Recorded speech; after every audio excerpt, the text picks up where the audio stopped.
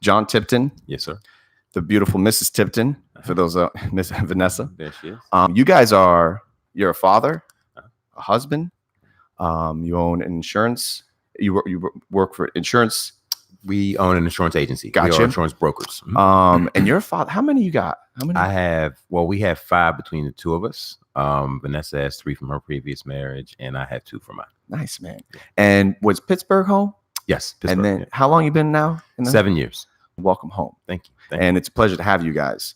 Appreciate it. It's your day and your show, man. So let's take it to the top, because the beautiful part of the show is there's no agenda. We're flying with no net. No net, man. That's right. But I really want to say thanks again for coming. And what's going on? Because this is a beautiful part. I get to talk with you and just see you. So is there something I need to know? Are we running for something? Are we doing something? Let's I'll tell you. Well, what I'm here to talk about today is related to our insurance brokerage, our insurance agency. And in particular, we focus on primarily the senior market and the healthcare space. Gotcha. So that is to say Medicare.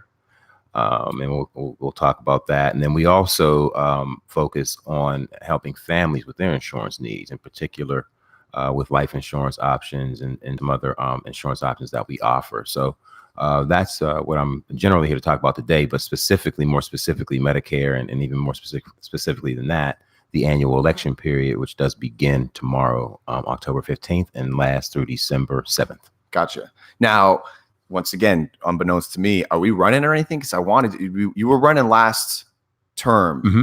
Are we not? That decision hasn't been made yet.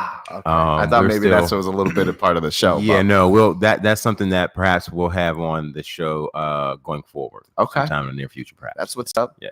Well, for those that are listening that don't know you got how long you've been involved in this insurance game, and what would you say, like, what's your background in it, and overall, like, what's going on? Give me an idea. Well, coming from Pittsburgh, in Pittsburgh, Western Pennsylvania in particular, and now the whole state of Pennsylvania, a company, Blue Cross Blue Shield affiliate or licensee called Highmark Blue Cross Blue Shield is like, the premier health insurance company in the area, in the region, actually in the state at this point. And so I worked for them for 21 years. Wow. And in particular, about half of that time was spent in the sales and marketing space. So I kind of cut my teeth on a pretty big company in Pittsburgh. And so once I kind of cut my teeth with them, I got the desire to go out on my own at some point one day. And that's how we ended up here with an opportunity to start our own brokerage. Vanessa and I share that in common. We both have an entrepreneurial spirit, and we decided that we would move to this area to fulfill fulfill our dreams. What brought you here in the good old Palm Compton? What was pulling you guys? Oh God, yeah, you got to know. I've been in the hood since '86, bro. So interesting. Well, one thing for sure, we didn't consider Palm Compton when we came here. But see the advertisement? No. But no, we working for another company. I left Blue Cross Blue Shield and just kind of figuring out what my next move was going to be. And so I worked for another company briefly and ran into I met a gentleman that had offered me an opportunity to start our own office with that company down in Central Florida. Okay. And so at the time, knowing nothing really about Central Florida, right?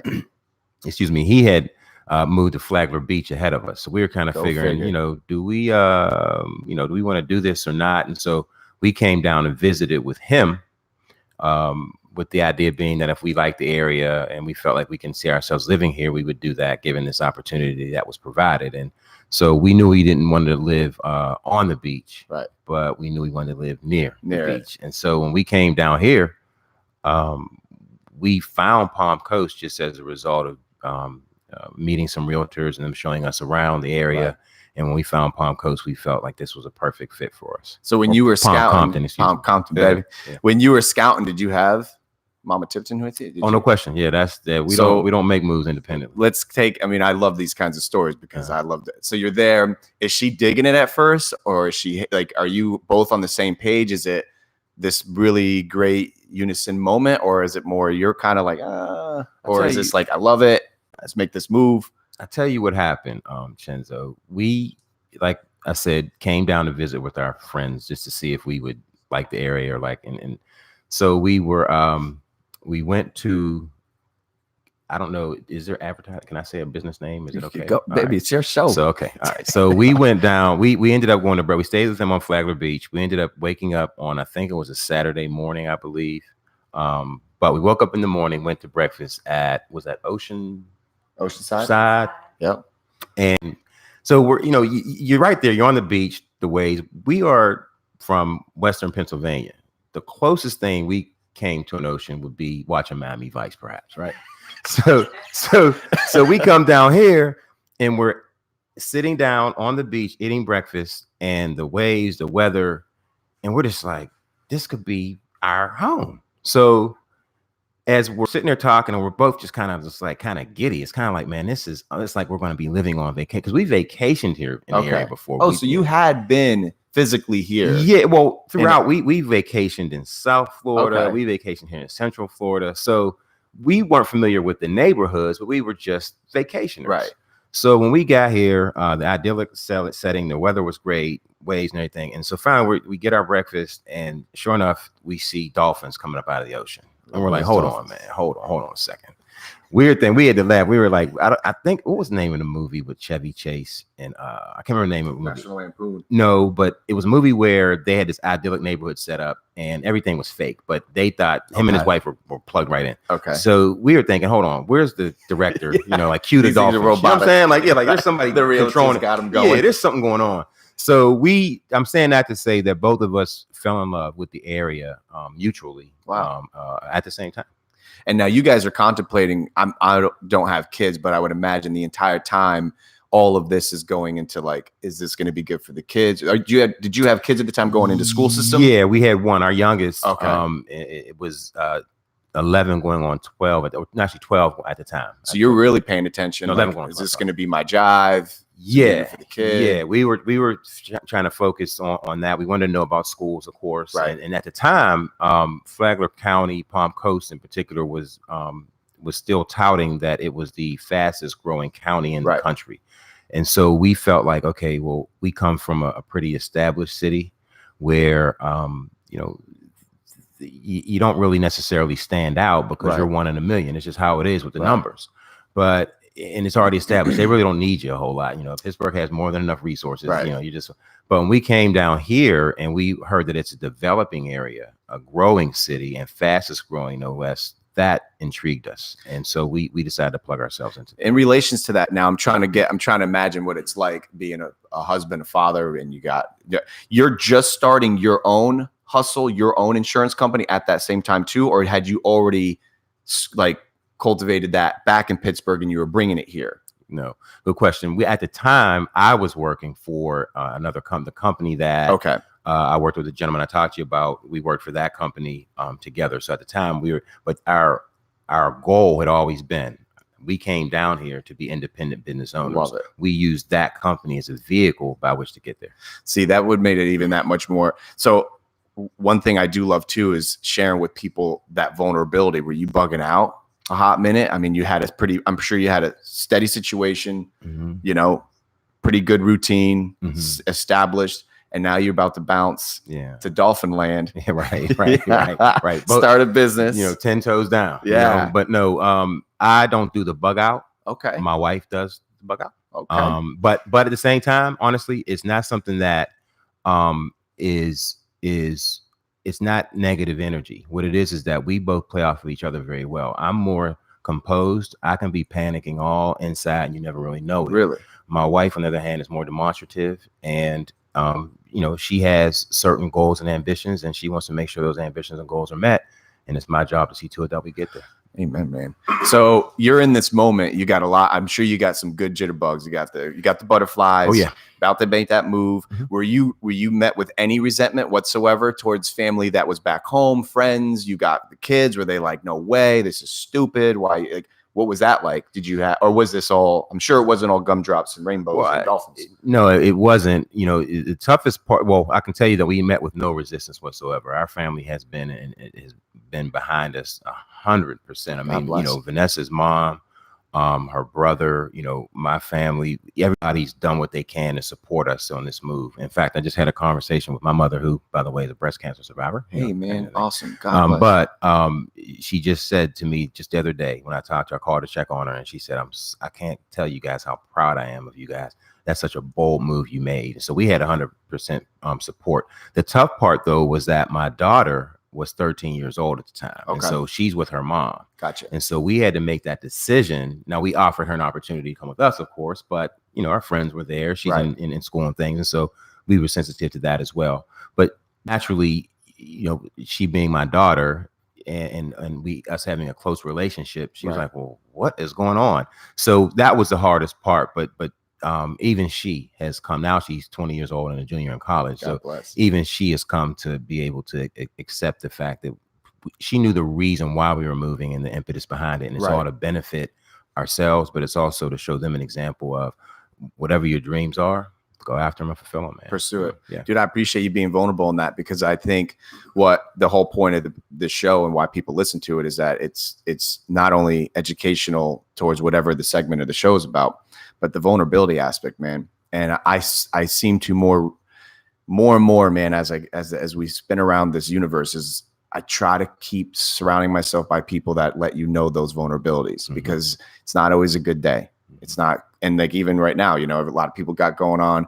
It's a Monday. You get that, I try not to get into that jazz, but there's always something going on. And I appreciate that situation. So was that, when you were dealing with that as a father, was that a lot of, because once again, being kid free, I don't know. Did you had a lot of like sit down chats? Was it like 1 of 10, or was it your daughter super receptive in the, was it like one chat and she got it? Or was there like, I'm just curious about that, because I find it fascinating how she was, here's her father's leaving and she like understood it. But once again, did it take a lot of, I guess, nurturing, coddling, or was she like on point? Like, I got this, Dad. Well, I tell you, to be honest with you, it took her about 2 months for us to be here before she would talk to me. See, I appreciate you sharing that, man. Yeah, it was hard, man.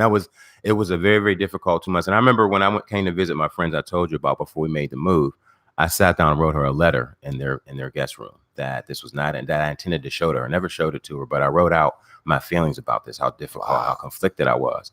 But instead of sending it to her in a letter, I shared it with her in conversation. So to answer your question, after that 2-month period of cold, no response, she finally broke down, and we began to have the conversations. And she and I just had a conversation about a year ago where she had said, that at the time it was difficult to understand and see, but I'm with you. I can see. And now she's an entrepreneur herself now at this point, or she's entering into the entrepreneurial. This is good stuff, man. I hope it's okay that we're like hovering on this. No, I feel like there's some. It's for me. Most importantly, I get a lot of people that are like, "What are you doing the show for?" I don't get a lot of views. I'm like, because it's for me. Like, I'm learning myself, and if there's a repercussion of those, I'll learn it.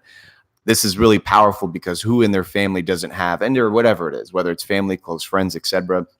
This adulting game is so different. And I mean, one thing that I'm dealing with as of 2019 is just when relationships and situations seem to not be where they were as a I guess you can call it as a youth or whatever you want, as it was yesterday. I'm dealing with a lot of this. Am I guilty? Is this right or wrong? I don't know what to do. When I don't know at this point, I don't know if there really is a right or wrong, but as long as you're shooting love, I guess, ultimately, and your motive is pure, I'm hoping that that's what keeps me sleeping the 8 to 10. But I can imagine those net 60 days for daughters. I mean, God bless you. Because I mean, were you in the midst of that? So if a dude's going through this right now and their daughter's not talking to him, did you just like give her all her space? Or were you kind of like sending a text, were you know what I mean? Like, I'm sure things transpired in those 60 days, whether it was something euphoric and or tragic. Did you still communicate, or did you, that's my question ultimately. Like, what did you do? Yeah. Because you knew she was like, get off me.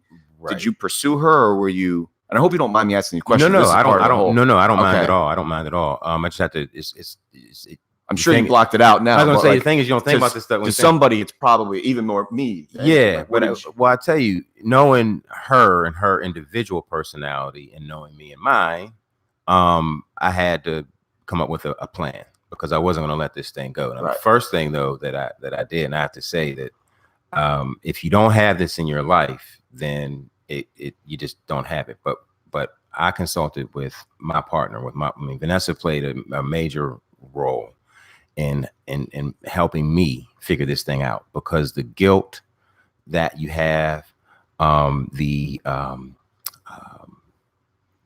instability, the lack of really knowing how this thing's going to work out, if it's going to work out at all that plays a part. And then you also have some folks, it's kind of human nature, when people hear about someone making a major move in their life, it's kind of human nature for people to look for it to fail.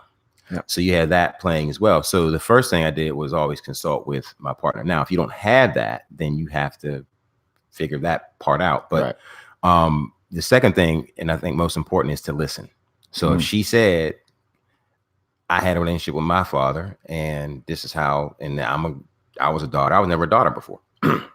Right. So it behooves you. I was taught that, listen, if you don't have experience, go to someone that has it to get advice. So she was explaining to me, trust me, she's good. She's all right. Just let her cool off. Let her be cool. This is coming from Vanessa. This is from my wife. Right. So now if I didn't listen, then who knows how that thing would have turned out. Right. But because I listened and took her advice, but still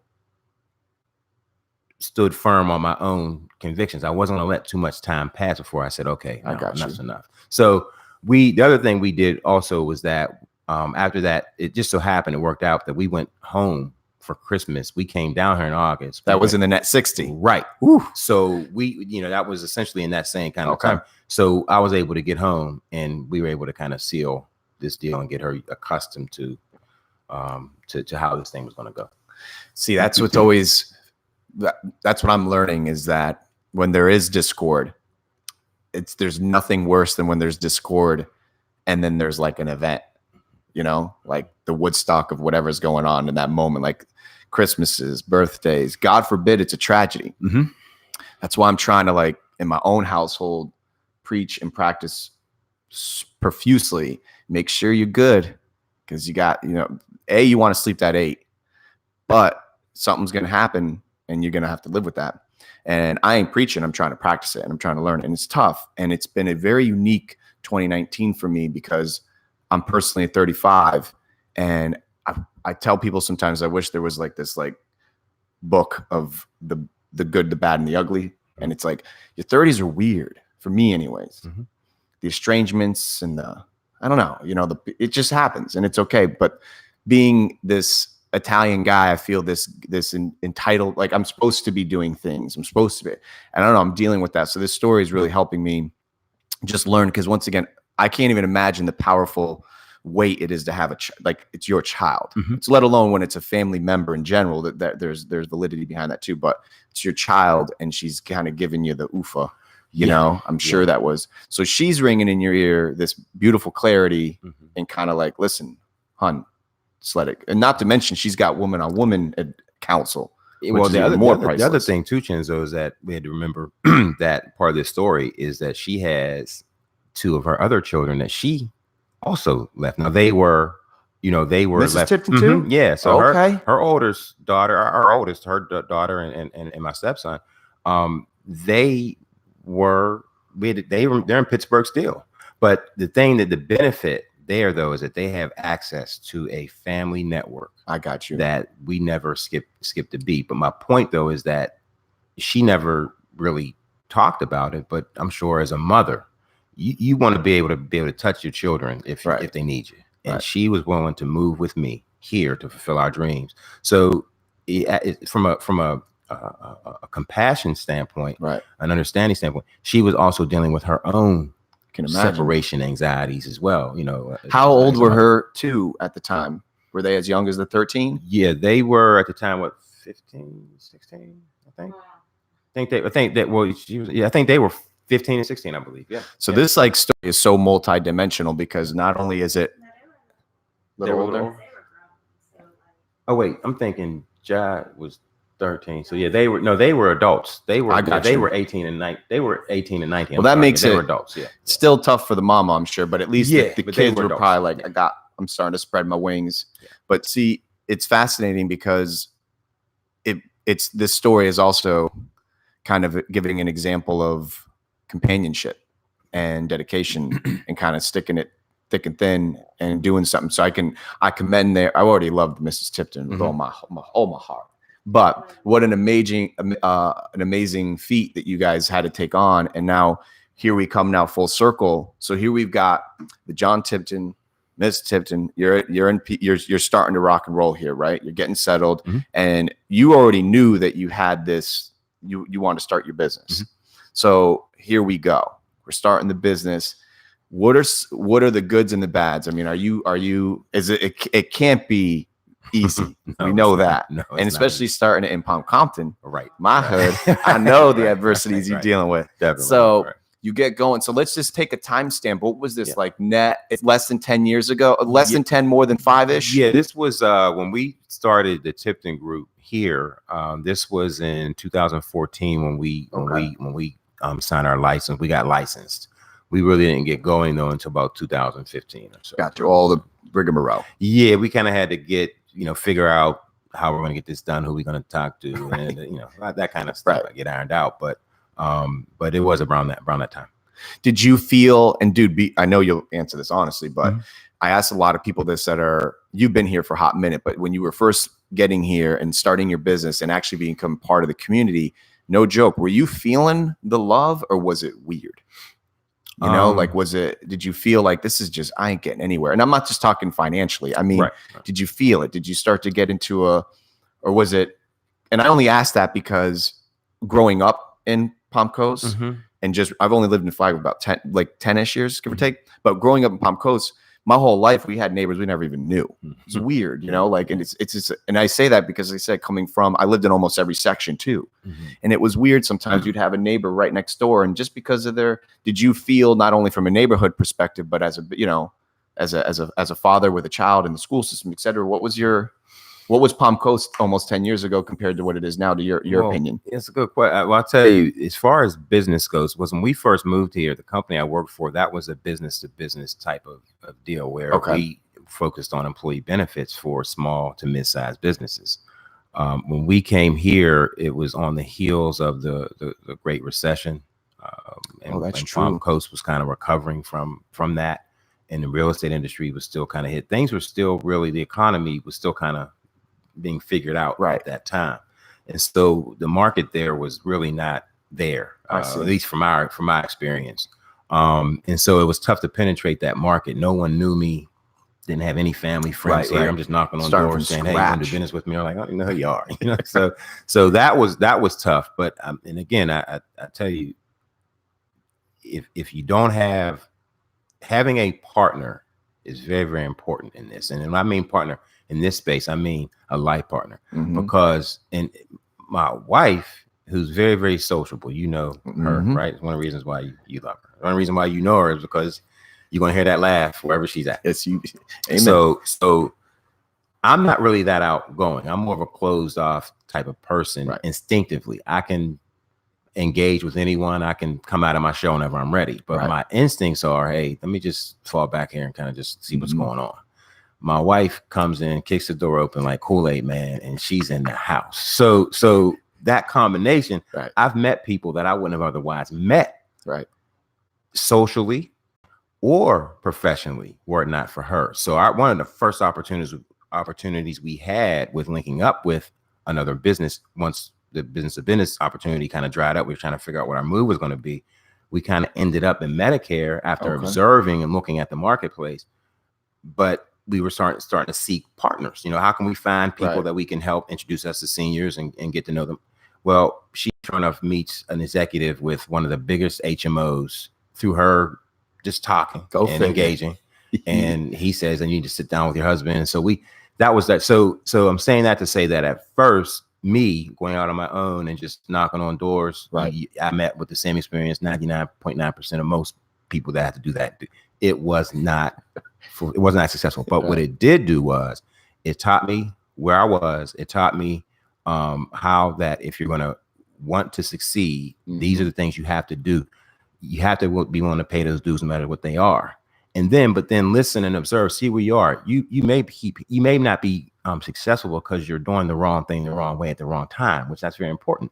So it's very important to have that partner in your life. So she was able to I told her, okay, we need to go this way with this. Right. And as soon as I said that, Boom. she's on it. And so we met this HMO. And so we kind of started generating our business with them and seeking other partnerships as well. So at first, door slammed in your face. After a while, I got to get to know people and they get to know you. And again, through Vanessa's social network and social capabilities, I've been able to engage with people. And now we're kind of catching some momentum. Right. That's what's up, man. I'm like stuck on something you just said that was so good about just because you're not succeeding in this moment doesn't mean that you're not doing something right. It just means maybe at this moment it's just not working because it's just wrong place, wrong time. But the recipe's there. It's just the wrong restaurant, so to speak. Maybe. I like to say that the stars have to align or the ingredients have to align, but they all have to be there. You have to have, they all, right. It's reality. And some of those stars have to happen to be, like I mentioned, what you're doing, who you're talking to, when you're doing it, how you're doing it. All those come into play. And they're not all lined up. Well, then one of those being out of line could be the reason why you're not succeeding. But if you are honest with yourself, willing to listen and make the adjustments, you'll be fine. Just keep going. I love that you keep saying listen to, because it's I don't pray the same thing every day. I don't think it's good to say the same thing. I think you should have some natural dialogue with the man above. But I try to say one thing pretty repetitively and quick with my mind, slow with my tongue, and listen. And that's been the silver lining to this whole show is I love talking with people and I love listening. And it's so powerful when you just say, if you ask 3 people on a daily basis, how are you? 2 of them don't really respond. They think it's just a hi. And we're all guilty of it. I had it happen with a family member the other day. I haven't talked to him in a while. And the first thing I say, because I literally do it because it doesn't happen to me often. Like, wait a minute. How are you? Like, legitimately, how are you in this moment? Because if you were good yesterday, I don't mean you're good today. And I said, how are you? And they just were like, what's up? And I was like, oh, man. But I get it. We're all guilty of that as society. But I bet you've realized what I've had to realize slowly but surely is people want to work with people. Not just in business, but in life. People you get to commune. And even though I've noticed another thing in this 30-0 lifestyle, you don't got to agree with anybody.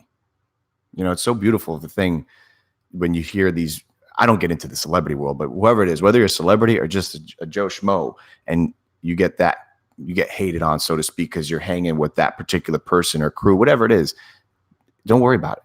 Listen to these people because we're all humans and it's a very powerful thing. And I bet you, did you notice in the very beginning, right now in your daily life, have you noticed, and it pertains, and I use this a lot in even the soccer realm and sports in general, if you're not good and happy here, the performance out on the pitch is usually piss poor.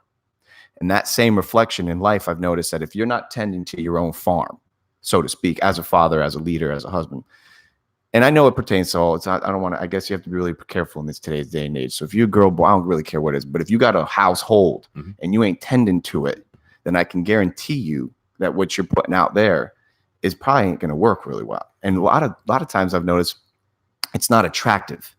And one thing I've noticed more and more is what's more attractive when when someone's doing CrossFit because they tell you they're doing CrossFit. Right. So I've learned that the best thing to do is when people come to you and they say, how is this working? Why are you so happy? Why is you at peace? And I've noticed that that's an opportunity to say, well, this is what I've been doing. It's tending to my household. And are you someone that I know we always go, there's seasons. It's not always perfect, but are you in a good season right now where you got the farm under control? The business is doing, like, once again, I don't care about fiscally, but are you in a good season right now?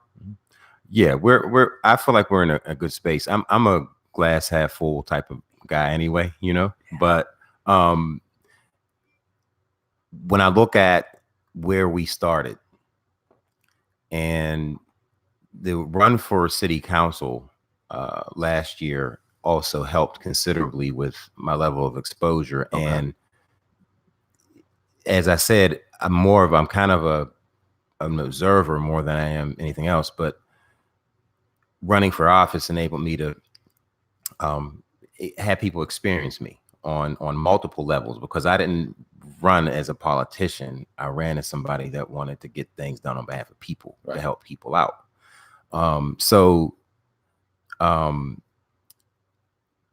once we started to get ourselves kind of let me back up. Running for office enabled me to be able to engage or ingratiate myself in a unique way. Right. And so that in turn helped us get to a point where now we feel like we have the exposure needed to be in a good season. Gotcha. So I feel like projecting forward, based on all the stuff we've gone through to get to where we are, we're now in a good spot to be able to maximize that exposure. I love it. I appreciate that, because that's one thing that I do with the people that I coexist with and I talk with on the daily. And I say, even if their season's, like, lack of better words, is like pretty poopy in this moment, it's all part of that manure and that, you know, you're going to be using for the future. Mm-hmm. So I've noticed that, once again, it's not only biblical and spiritual, I believe, that life is in season, but it's true. You know, you get a cold, it sucks that week, that month, whatever it is.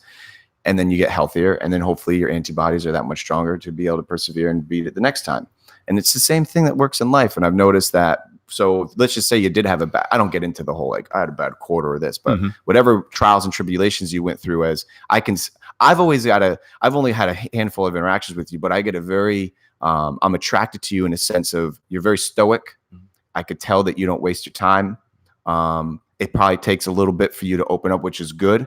You're a protector, you're a father, you're a husband. Like, those are all qualities that I've had I can be like that most of the time, where I'm just flying around and fluttering and I'm your best friend in 10 minutes, but that can actually serve as a detriment to your psyche and your overall, you know, if you look at everybody as if, like, we're all being taxed, you know, in this moment, you're giving me your time, your life units.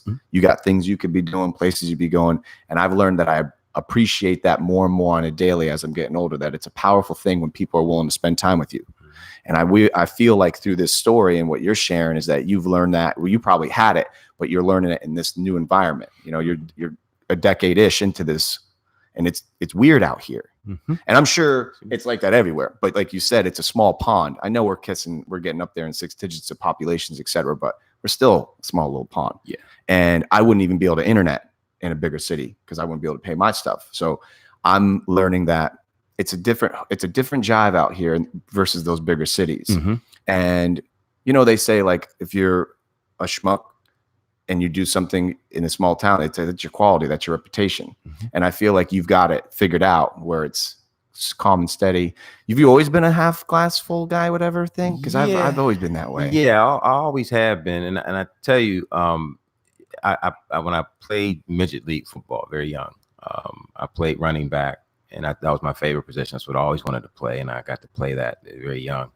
And I can remember, even growing up, I still continued to play sports, but I wasn't good enough to play at the pro level. So I just played where I could play, right? But some of the things that I did in sports athletically, and Vanessa was my biggest fan. She's with me. I mean, she'll stand in the snow and ice on Sunday mornings while I'm playing flag football and we're killing each other on the side. In Pittsburgh, in Pittsburgh, no less, right? So she's out there on the sidelines. She'd be in the car beeping the horn. She just cuss me out if I had a bad game, whatever. But playing in those sports, some of the things that I did on the sports, in the sports space, there was times when I played running back, and I remember my first touchdown when I was a little boy, and I can remember this so vividly. And I was small. I was a small, scrawny kid, but I was fast. And I remember this guy's name was Steve Chase, and Steve was big, man. And Steve used to kill everybody on it. So Steve told me in the huddle, he said, "This is our first play, my first time playing running back." And Steve said, "Follow me." Oh, he's your opponent. He's with you. No, he's with me. He's on the team. Yeah, he's on. Steve, we're in the huddle. Steve was like, "Man, just follow me." All right. So sure enough, I get the ball. I follow Steve. Well, I get behind him, and all of a sudden, everybody else is coming. I didn't realize everybody's going to be converging on me, and everybody converges on me. And all of a sudden, I make this move, and I'm thinking I'm going to get crushed. And I make this spin move. And I look over, and there's nothing but open field at the other end. And I'm like, how did I get through that? And I ran through and ran it and scored a touchdown. Now, point being, when you talk about having a season or good season or a bad quarter or what have you, the thing that has kept me going is when we've gone through some of the biggest challenges that we've gone through as a couple and as individuals in our lives, our adult lives. Here, when we've gone through them and we get through them on the other side, it's kind of like, man, we got through that. Yeah. And so that's really what keeps us motivated, is that going through what we had to go through, and it hasn't really been anything tragic, right? But it's been challenging. Yep. But going through those, when you get to that other side, you're like, okay, I can do this. And so that's really, I kind of feel that's where we are at this moment. That's awesome, man. I love you just talking about it. I feel like I'm guilty because I think if you haven't played a sport in your life, it's just so important. Even if it doesn't matter at whatever level competitively, it's such a beautiful thing for that whatever duration of the time. It doesn't. If you're playing, it should life should just disappear. Chenzo, can I say this? Yeah, man. Go ahead. For anyone that's listening or that will listen, especially if they're a child or have children that aren't athletically inclined. I also did very well on the spelling bee one time. Hey, and I got first place in third grade.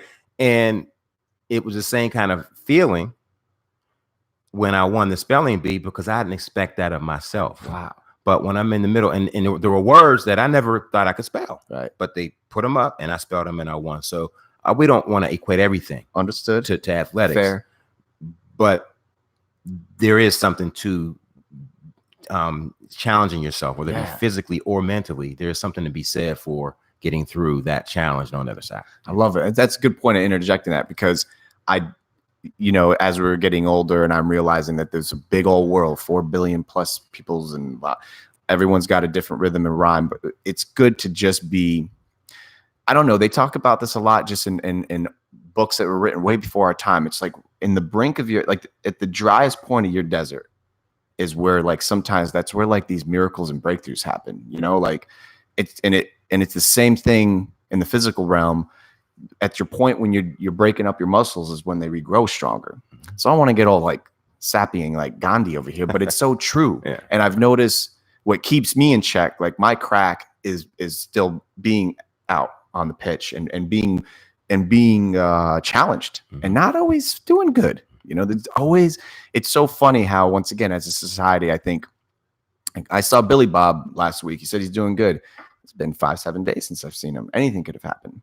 And to be understanding and empathetic and sympathy is such a powerful thing. And I don't know, man, I really appreciate you sharing that story about, I could just see, I never played football, but I know what it's like to make that, to get away from the ruckus and you've got nothing but breaking. It's just you and the goalie. But isn't it powerful too sometimes when people, and I'm guilty of this. I'm not preaching it. I'm saying sometimes when you're there and there, you've got no one in your way and you got to go. Now's your moment. And I used to deal with that. I did this with the show. I had every opportunity to start this show years ago. I was like, I need to better this. I need to look better. I need better equipment. I can't do it in my kitchen. I need to get a studio. And finally, one day, I broke through and I said, I'm just going to do it. I got all this space. Just do it. And I think those that are willing to be made to look like an idiot is really the ones that I'm being magnetically attracted to. Those that go, I didn't know what the heck I was doing. And in theory, none of us really have any idea what we're doing. I'm still so blessed with having my grandfather and my grandmother on my mom's side. And, in his most vulnerable moments, he has no idea. And he boils it down in such a beautiful way. Not for everybody likes to hear it, but there's 3 things my grandfather talks about. We ain't going to say it on the show just in case, but those 3 things are pretty simple things, man. And the point is he ain't going to come off. He doesn't come off do it this way. It's let's do it together. And it's a powerful thing. And you got that, man. I'm really enjoying you. Thank you. I'm enjoying this. Yeah, myself. Really? Oh, yeah, no question. Because I've always enjoyed you. And I was honored when you reached out because there's people thinking that we have scripts, by the way. Oh, really? Yeah. I had somebody the other day. They were like, okay, bro, really? I'm like, I'm telling you, it's no script. Well, if they think this is scripted, I would consider that a compliment. She's feeding us the line. Right. Yeah, but what you're sharing is so powerful, just even to me, because once again, I take you as someone who's I know you got a lot going on too. We all do. Those that don't appreciate that just think that, this guy's got it. There's a lot, a lot going on. I could tell you, yeah. So right now, is it appropriate for me to ask you what your space is like right now, or is it too sticky? You mean because when people, this is a layman's perspective of insurance, and I'm sure you hear this a lot, but from my own opinion, it's just you hear insurance, and from a layman's perspective, you cringe. You're like, yeah, because it's being an independent now for almost 15-ish years. It's every year I got to go shopping, and you hear insurance, it's like taxes. Because it's literally they're married. Right. what would you say to people like me that are like, you hear insurance and it's a 4-letter word, you're just like, bro, don't want to deal with it. I'm scared of it. Yeah. Where are you at right now? Am I a common ground, or am I like, you know what I mean? A lot of people, is that a fair statement, or is it? I mean, I can tell you that because of the types of insurance that we offer, being primarily health and life, everybody's common ground. There's not one person from the smallest infant to the senior of seniors that doesn't need what we offer. Right. But in terms of that 4-letter word, insurance, what I tell people is that it's something that, in order for me to be able to help you, I have to be able to talk to you about it. And it's just a necessary thing that we can't get around. But we can get through. And the other thing is that there's 2 primary reasons why people don't sit with insurance folks, in addition to the 4-letter word thing. Just naturally, just instinctively, I don't want to deal with it. But the first one is, it's going to take up too much of my time. It's boring. I don't want to sit there and talk about it's boring. I don't do that. So don't take up my time. Give it to me and get out of my face. Right. The second thing is, it costs too much. Mm-hmm. It's going to cost me too much. I can't afford it. I have everything else going on. And even though I need it, everything I have in my life, I need some kind of I should have something to back it up. Whether that we call that in the banking, where you call that a savings account, but everything that we have should be backed up and protected. Got you. Even our very lives, which we can't even put a value on. So what I tell people is that, for me, for what we're talking about 2 things that are absolutely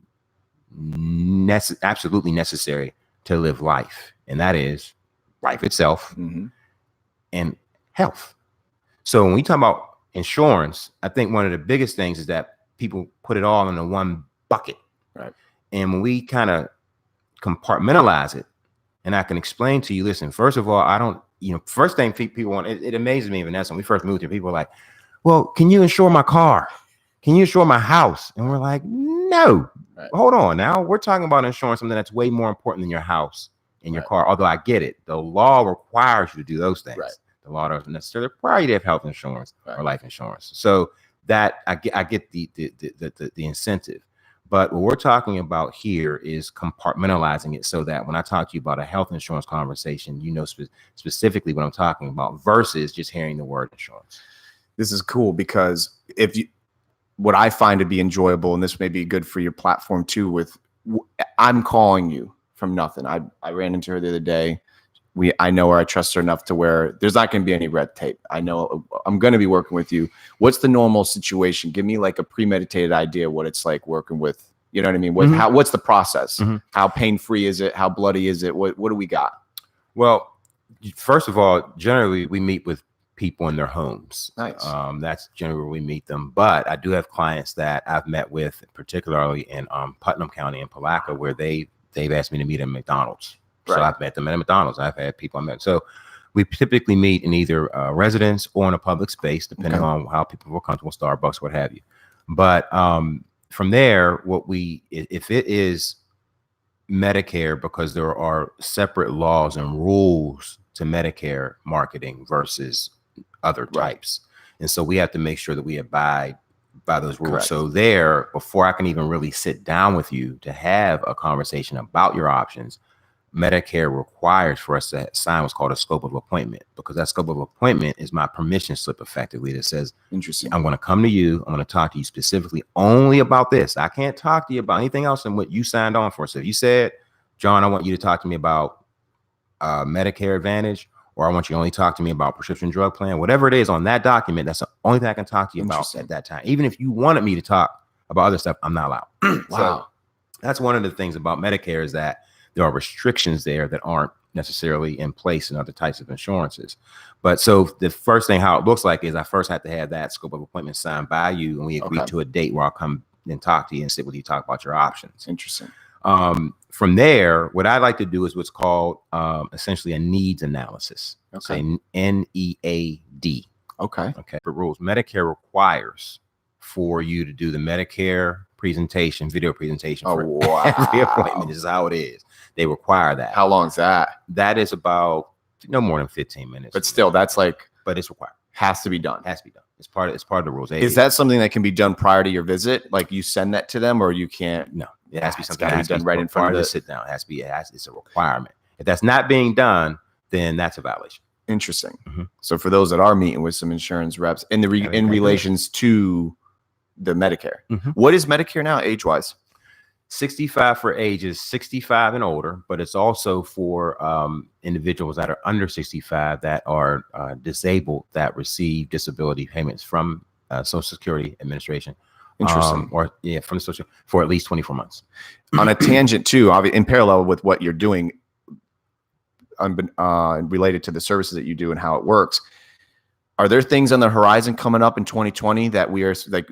I've heard that. And I don't know how, as far as veterans and things of that nature, are there things that are happening that are, whether good or bad or indifferent, that you know of that would be educational at this point for people in this space, or going to be obviously looking for insurance? Like, is there anything going on, or if there's not, I don't even know. I thought I've seen in the news recently there's like some big changes coming up, or is that just all hoopla? No, it's not hoopla. There aren't any major changes to announce with Medicare in particular. This upcoming year. And the thing is with Medicare, the Centers for Medicare and Medicaid Services, part of their mandate is to send out all Medicare beneficiaries ahead of time. I think 60 days, I believe, before any changes or announcements to their benefits. They have to legally, and there have to be public hearings and things like that. So that's a big process. So there's nothing to announce.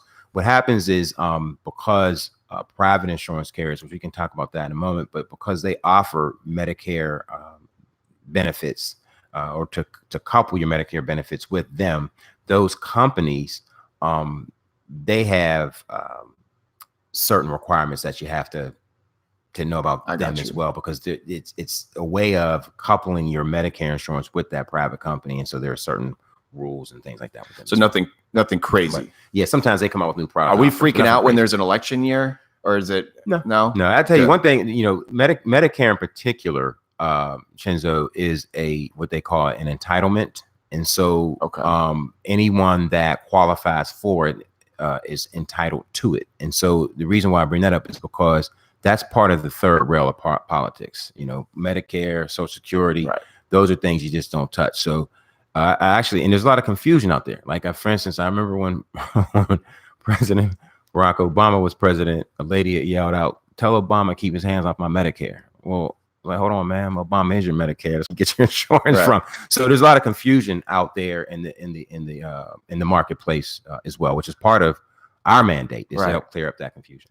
Is there like couple top things that you deal with on the daily that you want to bring some clarity to, that are just like, this is with, you know what I mean, that people are under the impression that it's one way and it's other, that you're dealing with that? Yeah, well, one of the things I want to clear up is that a lot of times folks think that a Medicare supplement, which is something so Medicare effectively pays about 80% of your hospital and doctor charges, generally speaking, and you have to come up with the other 20%. Well, a lot of the advertising that's done with especially with or a particular company, what they'll do is they promote their supplement, which pays that other 20% that Medicare doesn't pay. A lot of folks think that's the only way for you to be able to pay for your Medicare benefits. There are other options available to you, and it's not just your Medicare supplement. In fact, I have an appointment next Monday with a lady that's paying about some $240 a month for her Medicare supplement. Well, it's not affordable for her. So I'm going to show her an option where she doesn't have to lose anything in terms of benefit, but she'll save that $240 a month and be able to still have her healthcare needs met as it relates to the Medicare program. Interesting. So that's one of this convoluted mess that these, unfortunately, the elderly folk are dealing with, and that is this: they feel that it's 100%, that 20%, there's no way around it, right? Or they feel like the only way that they can fund it is through this supplement. There's other ways that I can show you to get through that. And I would imagine, like you said, and this pertains to what you originally talked about in the beginning, that you didn't probably realize, or maybe you did, but it was going to be an immediate, I mean, it was going to be an elderly population, so to speak, to your client base. And is it seem that the people that you're talking with, once again, are they receptive? They're getting this? Is it, it seems like you have a very easy way of breaking this stuff down, man. Yeah. So, well, I'll tell you, yeah, folks are getting it. What's happening is that with these supplements, especially as people are trying to figure out ways to save money, but not lose benefit. Right. What's happening is that the money we're saving them, we've saved clients tens of thousands of dollars now over the last 3.5 years. Right. We've saved them tens of thousands of dollars that they didn't realize. It's one thing if they were like, I had a client that said, listen, I'm willing to overpay. I'm going to be overinsured. I just want peace of mind. I'm like, fantastic. As long as you know, that's the biggest thing. Tell me no, but tell me no from a qualified standpoint. Don't tell me no just because you don't like insurance or you don't understand it or you had a bad experience. Right. We have to make sure, because the biggest thing that bothers me in this space is when someone is either wasting their money because they just didn't have a conversation, right? And maybe they're afraid, whatever the case may be. And the second thing is having someone pass away. I just lost a close friend of mine. Vanessa and I lost a nephew of ours who we didn't see it coming. We lost him in 2016. Okay. And he was only 25. He wasn't supposed to go. And so we lost him suddenly. Like I said a moment ago, I lost a friend of mine just a few weeks ago, suddenly. So it's conversations that we don't want to have. Right. But the worst conversations are when I see that grieving widow, and she's not just crying just because she lost her husband. She's crying because she's also trying to figure out how I'm going to keep the kids in the house. Right. How am I going to continue to feed? How are we going to be able to continue our quality of life without that person that added so much to it? So that conversations that I'd rather have that conversation before than have it after. Yeah. Well, condolences, man. It's horrible. This adulting thing. Here Did we go. Did you correct me on something? What did you say? Is there, I'm sure this is a really arbitrary number and equation, but is there kind of a secret recipe? And when you look at it and as an individual from, let's just say, I think by the time you start hitting your 30s, these are things you're supposed to be thinking about. If you are when you're 20, then God bless. I was in the jungles when I was 20. So if you're thinking about life insurance, things that, again, you're another level. But for those that are probably, when you start thinking about it and you're doing the game, is there kind of, I'm sure a lot of this has to do with what your salary is and your quality of life and what you consider to be a yearly income. But is there kind of a dollar amount that you feel is kind of the norm? And I know, once again, I'm sure that's so arbitrary, but like, yeah, it can be. Yeah. Is there, I mean, obviously if you're a multi-billionaire and you want your wife to be a billionaire, then we're talking a completely different policy. Right. But like the average folk, is there kind of like a number, a monthly dollar amount per month that equates to like what a person should have amongst the demise of somebody? Is that, or is that just random? Is that no. I know where you're at. I'm gonna answer it this way. One of the parts of our brand, mine and Vanessa's brand, the Tipton Group brand, is open, honesty, and clarity, but based on us having educated ourselves and informed ourselves appropriately. We did the work, right? And we continue to do the work. The reason why I say that is there's a lot of dishonesty out there, and people will answer anything if they feel like they can either sound good or get some money, right? All right. But what you're asking me, really, in all honesty, is I'm not qualified to answer. And the reason why is because that's what a certified public, that's what a financial planner, certified financial planner is for. Appreciate that. And so that's their role to talk about how this stuff, and sometimes they offer insurance. Sometimes they honestly, they offer insurance. So you don't necessarily, you may not need me. Right. But what I will tell you though, in all honesty, is that while I can't answer that question, a certified financial planner that is honest and an honest broker will if they're not a licensed insurance agent, they'll let that client know they're not qualified to tell them what kind of insurance and when you should have the kind of insurance you should have. For instance, if you have a home to protect, you have a mortgage, correct, then I'm going to recommend a specific type of life insurance that can help protect that mortgage. Now, in terms of the amount, that's where you go to your financial planner for, because you have to, so that's where, and so a lot of times folks like myself, they are also financial, we cross-pollinate, if you will. I see. But that's not, I'm not qualified to answer that question. I appreciate that. I'd see. It sucks. I'd like to know, but no. Oh, well, yeah, man. Now, let me say this too. What I will tell you is that it's my recommendation from just a pure insurance standpoint. Right. Anything that upon which you place value in terms of it affecting and impacting your quality of life, you should protect that with insurance. Interesting. I like that. I like what was the slogan again for your business too? Open. Oh, for what? Your business. The 3 words you said: open, honest, and educated, or something. Oh. We keep ourselves. We're educated, we're informed, and we're honest. I love it. The honesty thing is one of the biggest things that just keep me in business still. It's so surprising. No matter what you're doing, whether you're cutting a lawn or selling a $4 million yacht, just be honest. Be honest. You don't have to worry. You don't have to worry about covering your tracks. Be honest. Like, what did I just say? Judy says that. Judge Judy says you don't have to remember anything when you're telling the truth. She sure does. It's just you recollect it, right? And it's involuntary, and it just happens. Dude, that's what's up. I really appreciate this. This is good stuff. Oh, I'm enjoying it. Yeah. Also from just the human aspect level. I mean, you got a good jive, man. Thank you. So what's your rhythm these days? Have you been? You don't misbehave much, right? In general, like you don't. I've been trying to do the sober October thing. Are you? No, I don't see you out and about. That's a good thing. I don't really do the out and about thing a whole lot. My wife does drag me out of the house occasionally. Threatens me sometimes. But honestly, I'm a type that I can enjoy myself just from watching people. Yeah. And the other thing is that because I'm a protector, I was raised around protectors. All the men in my family, from my father, grandfathers, uncles, cousins, neighbors.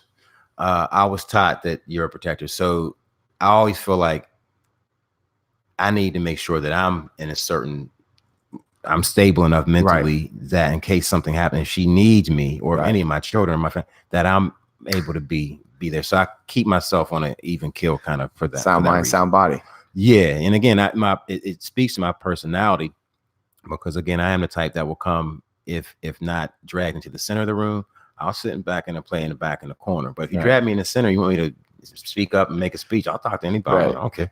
Well, you got to do it. I mean, I noticed when you were running, which I really do hope you do it again. But I saw that it's tough. I'm guilty as charged because I have a lot of other business folk that, I got to be here. I should do this. You could grow your business exponentially, et cetera, et cetera. And I'm guilty. For those that know me well there, I'm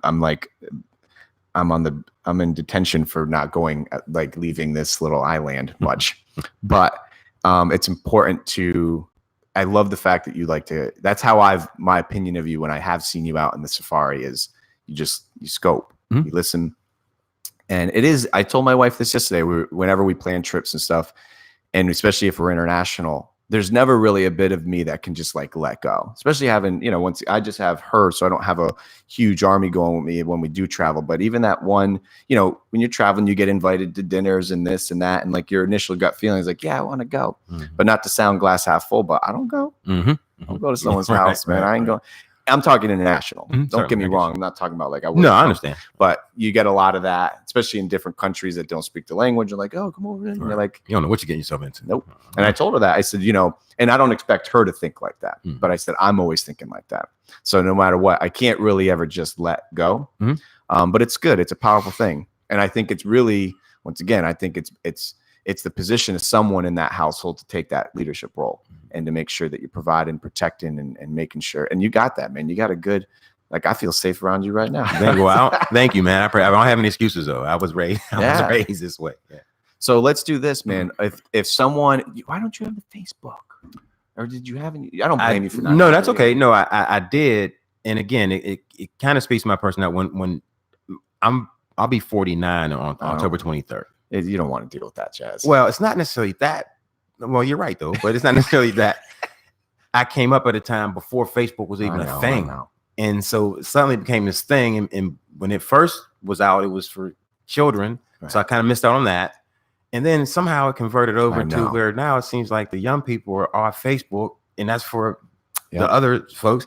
And I kind of got left behind. So I had Facebook, and then when I ran for office, and for my campaign, and I even had a personal page, and then you start getting dragged down that social media rabbit hole. And it's kind of like, whoa. I know. So it was like, I'm just, this is not, and the other thing too is self-promoter, which I don't need to tell you everything I did, although it probably would help my business considerably if I did, but I was raised to be humble.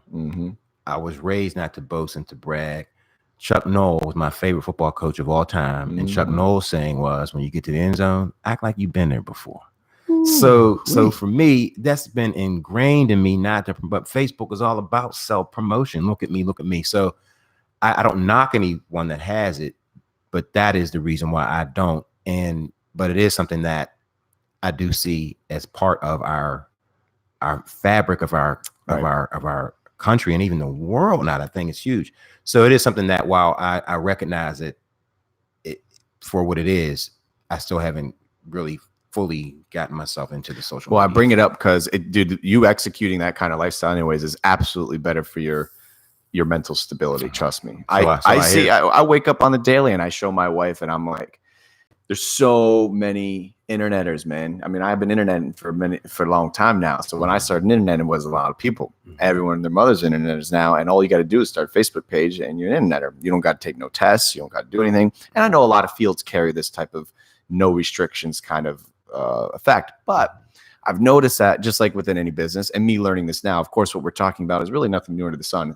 The digital aspect is. Right. But when people choose to, I saw it the other day, look at me in my new car, and then they put it on their business name. Like, look at my new car because of my business. And I'm thinking, I want to do that. I want to, look at me. Right, I want to floss and I think to myself, and once again, this is no right or wrong. So those that are listening, if you're the one who did it, then God bless you. That's how you feel. And if you feel good about it, make it feel good, that's fine. But I'm afraid, my glass half full, I'm afraid to not have it. So if I have it, I want to feel like I've already had it. Like I've been in that end zone before. Been there before. And it's a powerful thing. And also too, it's weird being an independent contractor. What if I did do that and then you thought, oh, homeboy don't need me, or that's why he's charging, because he's got and there's nothing wrong with nice things, but when you're utilizing it and seeking those things. But it's fascinating. So my point is with that Facebook thing on that tangent, it's just all about a matter of I have to do it. I'm on the phone daily with clientele that aren't doing it. And I say, you should exhaust it. It's just a matter of what content you put out there. Now, unfortunately, you got to get narcissistic and a wee bit egotistical because people want to see you. You know, there are a lot of companies. If you're running a 18 team conglomerate, then God bless, maybe you don't need to have, there should still be that about bio somewhere, but maybe you're not the face of the business. But if you're the face of business, you should be. And I think by the way, I will always help you guys as you grow and things like you still should have, like even today, it would have been, so the purpose of me bringing that up is people want to get in touch with you. Something resonated with them more so than even business, but personally, and they want to reach out to you. You cool with that? Oh yeah, no question. We have a Facebook page for the. Oh, you do have one for the company, right? I couldn't find it. Do we have that up? Is it up? We'll tag it on there. Okay. Yeah, and Vanessa actually is in charge of marketing and promotion, so that's her space. Got you. I kind of don't. She does good at it. And she does. She did this. She did this. Yeah, she hooked this up. So I don't interfere with that. But I'm saying that to say that we do have a Facebook page for the company. I don't have one for my person. So someone wants to get in touch with you, we'll post that when we launch it. We know. So keep an eye out for that. Okay, but most importantly, once again, irregardless of the business, because the business is going to happen anyways, because I believe in you and I think what you're doing is great. And you seem not only knowledgeable, but I feel safe. That's a good thing. Good, yeah. And I think most importantly, whenever you're talking to somebody about your finances and your money, and when I had to do this mortgage, if it wasn't for the guy that I work with, God bless his soul, he spent the time with me. He listened, and I love him. He literally became part of my family because you're so vulnerable. I mean, you're literally like, here, man. Right. And I mean, he spent the time with me to understand. So I think, correct me if I'm wrong, but I feel like you got that jive. That's exactly our tagline for our company is helping others help themselves. And it wasn't something that we, stayed up overnight to kind of figure out. Right. It came through organically because that's what we do. So when you tell me that you feel safe, I really appreciate that because that's really what I'm going for. I want, and especially when you're dealing with seniors, because a lot of times the seniors in general, but specifically here, they're vulnerable. right? Because they're in those senior years, and there are a lot of they're targets for a lot of con artists, Yep. And scammers. And the other thing about here in particular is that many of our seniors moved here without their children being here. So they're in their most vulnerable time. You've heard it before, you know, twice a child, you know, once a man, twice a child. And so, you know, I have clients where their children, adult children, are out of state. And they've said, John, take care of her because I'm not there to help. So please don't mishandle my mother. And so when you talk about safety, that's an intangible that we also want to add to our brand. What I tell folks all the time is I treat my clients, especially in the Medicare space, I treat my clients the same way I would my grandmothers. That's how I view it. And in more general, in a broader sense, we treat all of our clients as if they're friends and family. In fact, we have a client up in Palatka where she just tells her, she actually every year she'll tell people, she'll have a different group of people for me, and she'll say, you got to talk to John. You have to sit down, listen to him, and he's going to show you what he helped me do. And she brings him to the appointment sometimes. But what she tells me is she doesn't tell me thank you. She tells me she loves me. I love it. That's a huge accomplishment in the business that we didn't even see coming. You know, what's amazing is that I have sometimes like the corpo people, they'll say to me, how do you market? How no one really knows anything about me. They don't, I could be broke as a joke. I don't post anything. If you in my house, you see like people that come over, I don't got much. So it's funny that I guess they're just assuming that I got the mega yacht, which maybe I do. But point is, they'll say, how do you have it? How are you doing it? You know what it is? It's just literally, it took me so long though. I think you said something earlier that was really special to me. And that was, you may just be starting to see that kind of recoil of being in the hood for a hot minute. And you may have had maybe a couple meetings or this, it didn't transpire till that much further. And I had to learn that the hard way, where you go attend something, a function or a group, or you have that meeting and it don't go anywhere. And you get frustrated. A lot of those. Yeah. And you got to get used to that. And then all of a sudden, it could be 5 years from now. And it was the CEO of XYZ. But I've noticed this too. And I tell this to a lot of the young guys that I guess you could call it mentoring. I don't think that I could be a mentor, but they ask me for advice. And I say, listen, that are in school and stuff, that don't realize if you're going to stick around this hood, these same people that are picking on you, more pertaining to these young kids. And even if you're an adult and you're getting picked on, they're going to be your clients. Guarantee. And half a wonderful percentage of people that I went to school with that were, let's just say, a-holes in some capacity, have all become potential and or current clientele. Wow. And it's a phenomenal thing. And and not to look at people as a dollar amount, but treat them good now. And it's not, and there may not always be a fiscal exchange right away, but I've treated some of the best people well, not knowing what they were, who they were, was, and they've come back tenfold going, you did that. And isn't it true? What you do it a little bit, you're going to do it a lot. It's true. So that is true. When we first started in the hustle, man, I remember I had one client and I treated that same one client like I do all the little minis that I have now. I treat every single one of them as if they're the only one. And I think you got that characteristic about you. Big believer in that. Big believer in that. And you have to also know one thing that was for me is that you kind of got to know your limitations too. You know, I got 10 fingers, I got 2 ears and 1 mouth. So like it took a while to be like, look, don't spread yourself thin. But you seem to be really rooted with that. Well, that's a good point. My personal feeling is one of the, kind of getting at that age where I can kind of start giving life advice. Been around long enough now.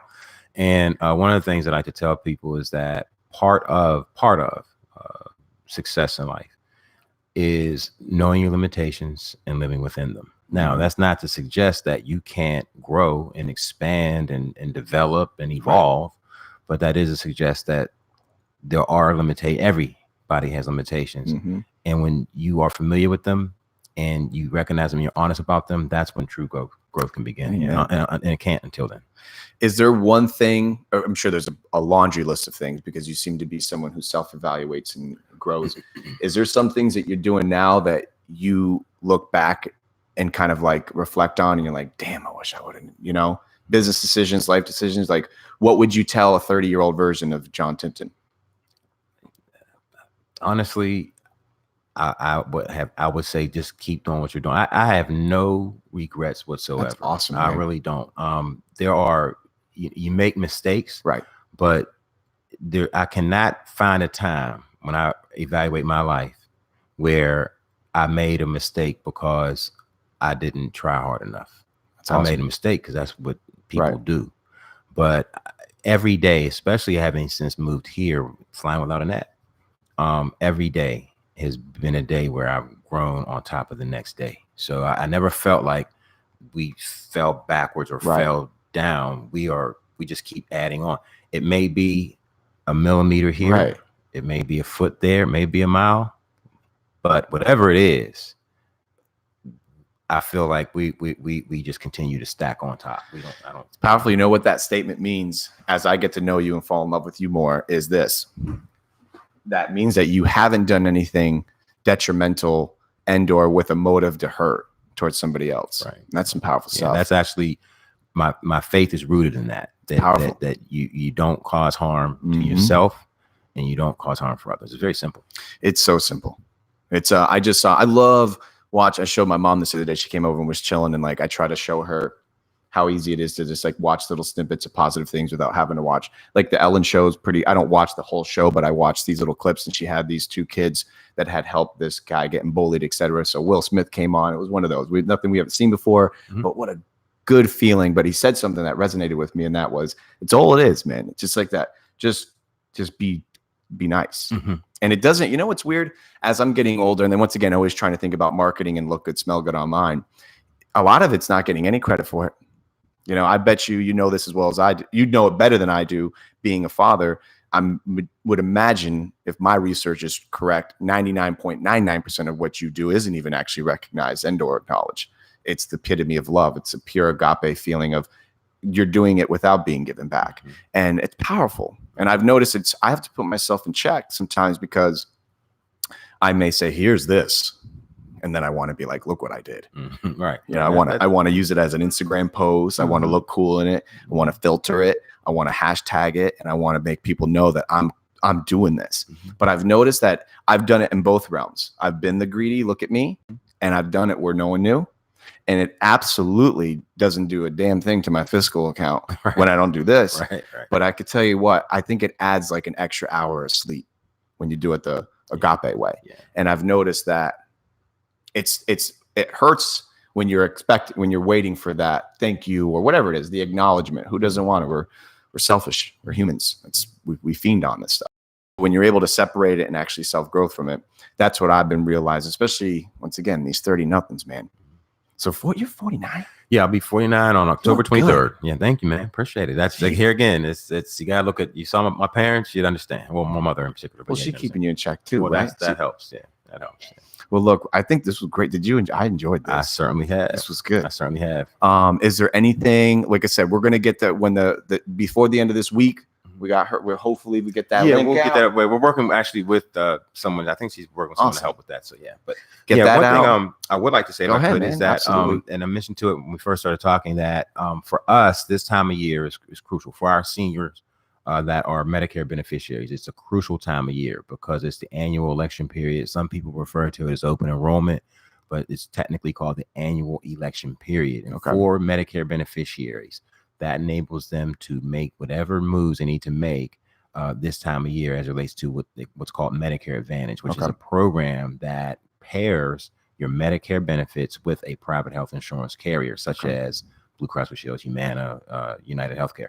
So this time of year, from October 15th tomorrow through December 7th, is when people are able to sign up through this annual election period they're able to do whatever they want. And underwriting is out the window and all that. So what we're saying is that in our Facebook page will be up, but we also have phone. You can reach me via phone to set an appointment for us to go over your benefits options, because once that gate closes at December 7th, everything for January 2020 or I should say the year 2020 sticks.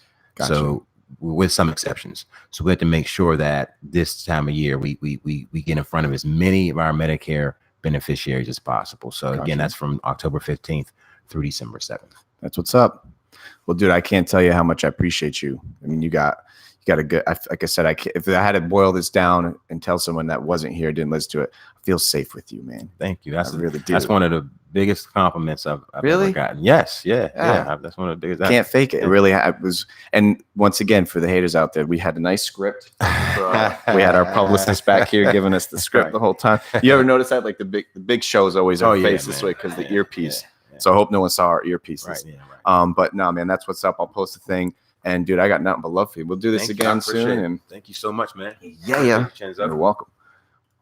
Bam. I don't know what happened. The screen went. We may have lost the hard copy to the